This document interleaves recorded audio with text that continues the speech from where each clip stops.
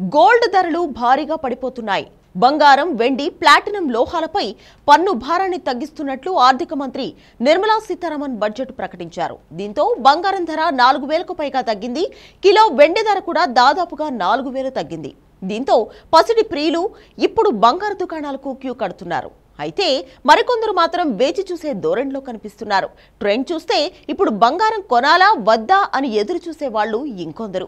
బంగారంపై కస్టమ్స్ సుంకాన్ని 15% నుంచి 6%కి తగ్గించింది కేంద్రం. గతంలో బంగారం మీద బేసిక్ కస్టమ్స్ డ్యూటీ 10%తో పాటు వ్యవసాయ మౌలిక వస్తువుల అభివృద్ధి పన్ను 5% ఉండేది.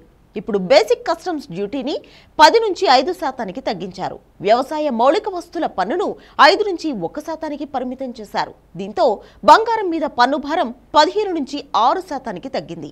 జీఎస్టీతో కలిపి గతంలో 18%గా ఉన్న పసిడి పన్ను ఇప్పుడు 9%కి తగ్గింది. ట్యాక్స్ తగ్గింపుతో బంగారం ధర భవిష్యత్తులో ఇంకా తగ్గుతుందా అనే ప్రశ్నలు వినిపిస్తుండగా అది సాధ్యమే అంటున్నారు బులియన్ మార్కెట్ నిపుణులు. అయితే ఇది పరిమితంగానే ఉంటుందని చెప్తున్నారు. భవిష్యత్తులో 24 క్యారెట్ల బంగారం ధర 10 గ్రాములకు 68,000 వరకు పడిపోవచ్చని అంటున్నారు.